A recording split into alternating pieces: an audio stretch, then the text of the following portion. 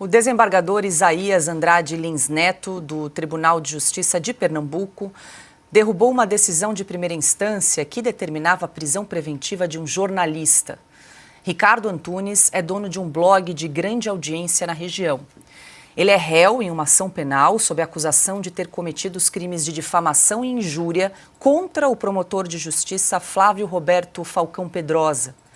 O processo foi aberto depois do jornalista publicar notícias a respeito da compra de um terreno pelo promotor em Fernando de Noronha. Foi no contexto desse processo que a juíza Andréa Calado da Cruz, da 11ª Vara Criminal do Recife, ordenou a prisão do jornalista.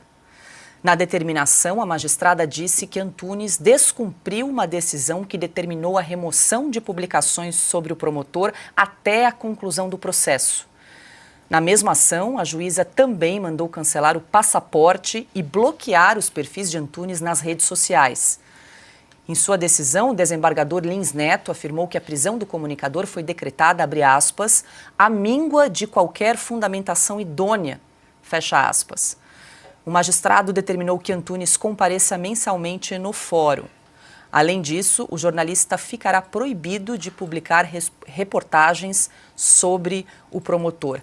Augusto, nós não temos, claro, muitos detalhes sobre esse caso, mas o que veio a público é que o jornalista, o Ricardo Antunes, tem esse blog, né, e começou a publicar algumas reportagens falando que um promotor de justiça havia comprado um terreno em Fernando de Noronha. E aí passou, então, a responder um processo na justiça. Ele tem o direito de publicar o que quiser, se acha que é verdadeiro. Se não for, tem de ser punido pela publicação de uma falsidade. O que não pode haver nenhum outro tipo de violência, já que a Constituição brasileira assegura o direito à liberdade de expressão. Espero que a notícia seja procedente, a que ele publicou. Se não for, tem de seguir os trâmites normais. Por quê? As coisas sempre ultrapassam os limites. Pelo péssimo exemplo dado diariamente ou de meia em meia hora pelo Supremo Tribunal Federal. Piotr, nesse caso é até uma ordem de prisão contra o jornalista, né? Além do que você fez menção aí, né, que o desembargador considerou que a prisão foi decretada, abre aspas, à míngua de qualquer fundamentação idônea, fecha aspas, ele diz o seguinte, aí nós estamos vendo de novo a recuperação de algum alento na lógica de proporcionalidade e razoabilidade.